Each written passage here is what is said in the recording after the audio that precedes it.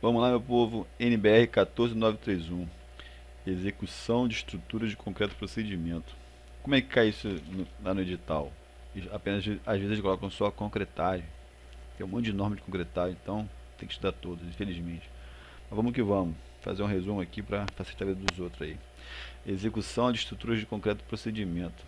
Eu peguei essa norma aqui na internet para mostrar, mas eu estou com a norma aqui atualizada. Se tiver uma coisa diferente aqui, a gente vai achar. Falou? Coisas importantes. Essa norma é muito grande, mas é a norma muito repetida do 6.018, 61.018 ou 6.118. Beleza? Então vamos só para o que tem de diferente das outras. A gente pula direto para esse item aqui, ó. É um item novo que eu não tinha visto em lugar nenhum. O resto tudo já tem outras normas. Aqui, ó, documentação da execução da estrutura de concreto. É um documento chamado de como construído. A documentação dos procedimentos de execução deve estabelecer todos os requisitos para a distribuição, arquivo e registro de documentos técnicos usados na obra, quando for exigida documentação relativa à execução da estrutura de concreto. O tipo e a abrangência dessa documentação deve estar estabelecido entre as partes. E outro documento é documentação da qualidade. Quando for exigido, deve ser estabelecido em plano de qualidade para a execução da estrutura de concreto, sendo elaborado pelo projetista em comum acordo com o proprietário da obra. Nesse caso, o plano de garantia de qualidade deve estar de acordo com a 6118. Se um procedimento de controle da qualidade for exigido pela especificação do projeto, ele deve estar disponível no local da obra. Ok? Isso não tinha visto em nenhuma outra norma, então botei aqui nesse resumo. Agora a gente pula para 632. Tem uns detalhes importantes aqui nessa 6.3.2. Aços para a armadura devem ser estocados de forma a manter inalteradas suas características geométricas e suas propriedades, desde o recebimento na obra até o seu processamento final na estrutura. Cada tipo de classe de barra, tela soldada, fio ou cordoalho utilizado na obra deve ser claramente identificado logo após seu recebimento, de modo que não ocorra troca involuntária quando seu processamento na estrutura. Para os aços recebidos e cortados dobrados, vale a mesma prescrição para diferentes posições. A estocagem deve ser feita de modo a impedir o contato com qualquer tipo de contaminante, solos, óleos e graxas, entre outros. Aqui, essa norma aqui traz esse dobramento aqui. O dobramento das barras, inclusive ganchos, deve ser feito respeitando os diâmetros internos da curvatura da tabela 1. As barras de aço devem ser sempre dobradas a frio. As barras não devem ser dobradas junto à emenda por solda, observando-se a distância mínima de 10 fios, 10 diâmetros da espessura do ferro. Tem essa tabelinha aqui que nunca vi em questão nenhuma, mas se quiser gravar já pode começar a gravar, fazer um tipo um. Aqui, ó, daqui a gente pula para 8155, montagem e posicionamento da armadura.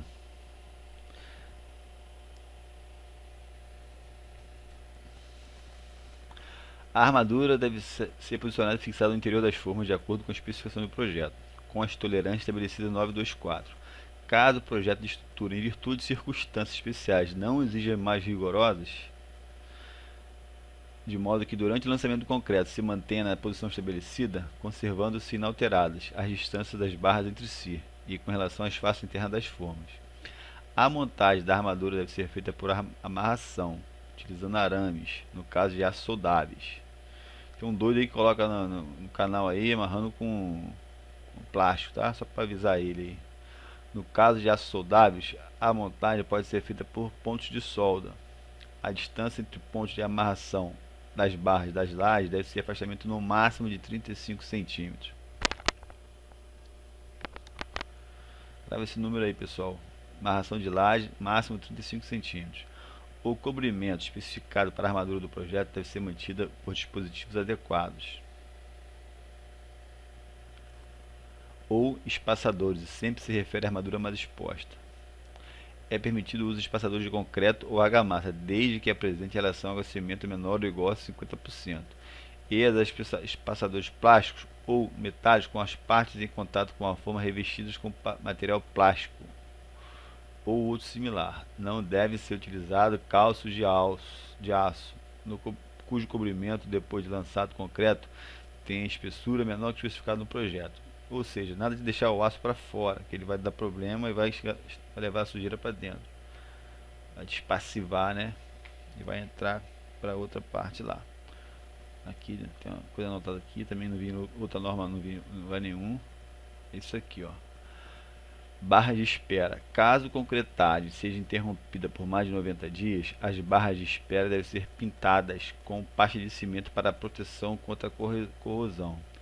Ao ser retomada a concretagem, as barras de espera devem ser limpas, de modo a permitir a boa aderência do concreto. Barra de espera é quando você faz uma laje, deixa os ferros para cima para você fazer a parte de cima, entendeu?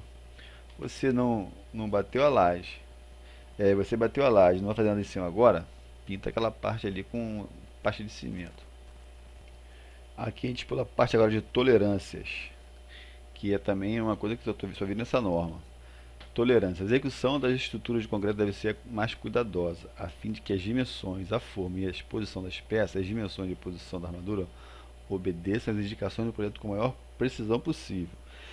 Mas existe uma tolerância. Deve ser respeitada as tolerâncias estabelecidas na seção, tabela 2 e 4. 2 a 4, caso o plano da obra, em virtude de circunstâncias especiais, não exija mais rigorosas.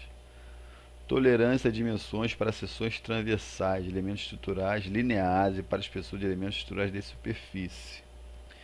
Dimensão menor que 60, tolerância de 5, mais ou menos 5 milímetros, mais ou menos. Dimensão de 60 a 120 centímetros, mais ou menos 7 milímetros. De 120 a 250, 10 milímetros. Acima de 250 centímetros de dimensão, mais ou menos 0,4% da dimensão. Tolerâncias dimensionais de comprimento de elementos estruturais lineares. Dimensão menor que 3 ou igual a 3, 5, aí vai pulando para 10, 15, 20.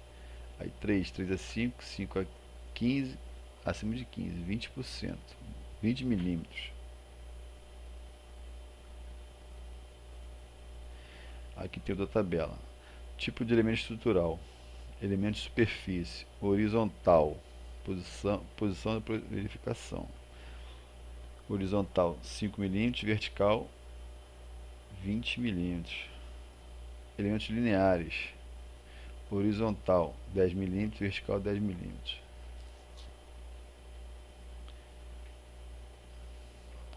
Nessa norma eu vi isso aqui numa questão há pouco tempo, então vamos lá, hein?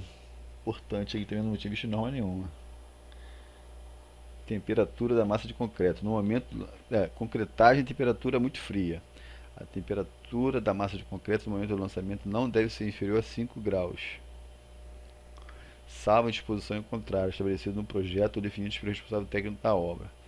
A concretagem deve ser suspensa sempre que estiver prevista queda de temperatura ambiente para abaixo de zero, nas seguintes 48 horas. Ou seja, se tem previsão para fazer muito frio daqui até 2 dias, suspender a concretagem. O emprego de aditivos requer prévia comprovação do seu desempenho. Em nenhum caso deve ser usado produtos que possam atacar quimicamente as armaduras, em especiais aditivos à base de cloreto de cálcio. 933. Concretagem de temperatura muito quente. Quando a concretagem for efetuada em temperatura ambiente muito quente, acima de 35 graus, aqui no Rio de Janeiro normal, em especial quando a umidade relativa do ar for menor que 50%, a velocidade do vento maior que 30 metros por segundo, devem ser adotadas as medidas necessárias para evitar a perda de consistência e reduzir a temperatura da massa concreta. Imediatamente após o lançamento e densamento, deve ser tomada providência para reduzir a perda de água do concreto. Salvo disposição em contrário, estabelecida no projeto ou definidas pelo responsável técnico pela obra, a concretagem deve ser suspensa se as condições ambientais forem adversas, com temperatura ambiente acima de 40 e vento acima de 60 metros por segundo. Beleza? Quem gravar aqui são esses númerozinhos danados que adoram cair. Daqui a gente pula para a parte de lançamento. Coisas novas também aqui. 9.52. Relação entre lançamento, densamento e acabamento do concreto. O plano de concretagem deve prever relação operações de lançamento e adensamento, de forma que seja suficiente elevada para evitar a formação de juntas frias e baixo necessário evitar sobrecarga nas formas de escoramento. A operação de lançamento continuada, de maneira que, uma vez iniciada, não sofra nenhuma interrupção, até que todo o volume previsto do plano de concretagem deve ser completado. Aqui temos casos para lançamento submerso. Quando o lançamento submerso, o estudo de dosagem deve prever um concreto autoadensável, coeso e plástico. Submerso, autoadensável, coeso e plástico. Na falta de um estudo de dosagem que garanta essas características, deve ser preparado o concreto com consumo mínimo de cimento Portland maior ou igual a 400 kg metro cúbico. A consistência plástica, de forma que possa ser levada ao local de lançamento por meio de uma tubulação submersa. A ponta do tubo de lançamento deve ser mantida dentro do concreto já lançado, a fim de evitar agitação prejudicial. Após o lançamento do concreto, não deve ser manuseado para adquirir uma forma definitiva específica, devendo se manter continuidade de concretagem. O lançamento com concreto submerso não deve ser realizado quando a temperatura da água for menor que 5 graus, mesmo estando em concreto fresco com temperatura normal, nem quando a velocidade for maior que 2 metros por segundo. Ou seja, gravar esses números aqui, ó. Acima de 400, 5 graus, não pode ser feito, e velocidade do mar lá, corrente do mar, 2 metros por segundo. Agora a gente pula a parte de adensamento. Durante e imediatamente após o lançamento, o concreto deve ser vibrado ou apiloado, contínua e energicamente com equipamento adequado à sua consistência. O adensamento deve ser cuidadoso para que o concreto preencha todos os recantos da forma. Durante o adensamento, devem ser tomados cuidados necessários para que não formem ninhos ou haja segregação de materiais. Deve-se evitar a vibração da armadura. O detalhe aqui é isso aí, evitar a vibração da armadura para que não se formem vazios ao seu redor, com prejuízo da aderência. No adensamento manual, ou seja, aquela parte ali, se você ficar vibrando a armadura, igual muita obra aí faz, batendo no ferro, você causa vazios entre o ferro e o concreto, beleza? Então por isso que não pode bater. No adensamento manual, a altura das camadas de concreto não deve ultrapassar 20 centímetros. O adensamento por meio de vibradores de imersão estabelecido em 962. Em todos os casos, a altura de camada de concreto a ser adensada deve ser menor que 50 centímetros, de modo a facilitar a saída de bolha. Pega essa parte aqui, ó, não ultrapassar 20 centímetros, beleza? O plano de lançamento deve estabelecer a altura de camada de lançamento do concreto e o processo mais adequado ao lançamento. No caso da alta densidade de armadura, cuidados especiais devem ser tomados que o concreto seja distribuído em todo o volume da peça e o lançamento se processa de forma homogênea. Cuidados no adensamento com vibradores de imersão. Quando forem utilizados vibradores de imersão, a espessura da camada deve ser aproximadamente igual a 3/4 do comprimento da agulha. Ao vibrar uma camada de concreto, o vibrador deve penetrar cerca de 10 cm na camada anterior. Tem a camada de baixo, você ultrapassa 10 cm daquela camada, mais os 20 cm que você botou. Tanto a falta como o excesso de vibração são prejudiciais do concreto. Deve ser tomado os seguintes cuidados durante o adensamento com vibradores de imersão. Figura aqui, ó, ver figura 2, esse aqui, ó. Beleza? Só a pontinha não, ó. Correto, incorreto. Vamos que vamos. Deve ser tomado os seguintes cuidados. Preferencialmente, aplicar o vibrador na posição vertical. Vibrar o maior número possível de pontos ao longo do elemento estrutural. Retirar o vibrador lentamente, mantendo sempre ligado, a fim de que a cavidade formada pela agulha se feche novamente, ou seja, tirar com ele ligado.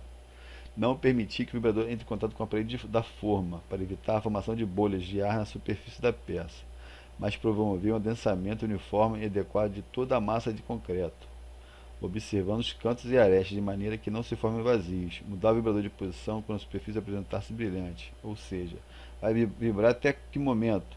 Até ele ficar brilhante a superfície. Vamos lá, próximo item. Cura e cuidados especiais. Enquanto não atingir endurecimento satisfatório, o concreto deve ser curado e protegido contra agentes prejudiciais para evitar a perda de água pela superfície exposta, assegurar uma superfície com resistência adequada, assegurar a formação de uma capa superficial durável. Os agentes deletérios mais comuns ao concreto do seu início de vida são mudança brusca de temperatura, secagem, chuva forte, água torrencial, congelamento, agentes químicos, bem como choques e vibrações de intensidade, tal que possam produzir fissuras na massa do concreto ou prejudicar a aderência à armadura. O endurecimento do concreto pode ser acelerado por meio de tratamento térmico ou pelo uso de aditivos que não contêm cloreto de cálcio em sua composição, devidamente controlada, não se dispensando a medida de proteção contra a secagem. Aqui tu vê que surgiu um cloreto de cálcio aqui no meio do nada, é o que costuma cair. Ou eles mudam o nome, entendeu? Fica de olho. Elementos estruturais de superfície devem ser curados até que atinja a resistência característica à compressão, FCK 15 MPa. Isso aí está em várias normas. Em caso de utilização, ela deve estar potável, lógico. Vamos lá agora. 10.2.2 Tempo de permanência de escoramentos e formas. Em elementos de concreto protendido, é fundamental que a remoção das formas de escoramento seja antecipada de conformidade com a programação por estabilidade estrutural. Os escoramentos e formas não devem ser removidos em nenhum caso até que o concreto tenha adquirido resistência suficiente para suportar a carga imposta ao elemento estrutural nesse estágio, evitar deformações que excedam as tolerâncias especificadas, resistir ao dano para a superfície de remoção. Retirada de formas. 3 dias da face lateral. É bom gravar isso. Cai muito. 3 dias da face lateral. 14 dias das faces inferiores com pontalete. 21 dias sem pontalete e autorização. Ou seja, lateral 3 dias. Inferior com pontalete 14 dias e 21 dias sem pontalete. E a sequência do descimbramento biapoiado, do centro para as pontas. Trecho em balanço da área livre para o engaste. Falou? Um abraço aí, espero ter ajudado.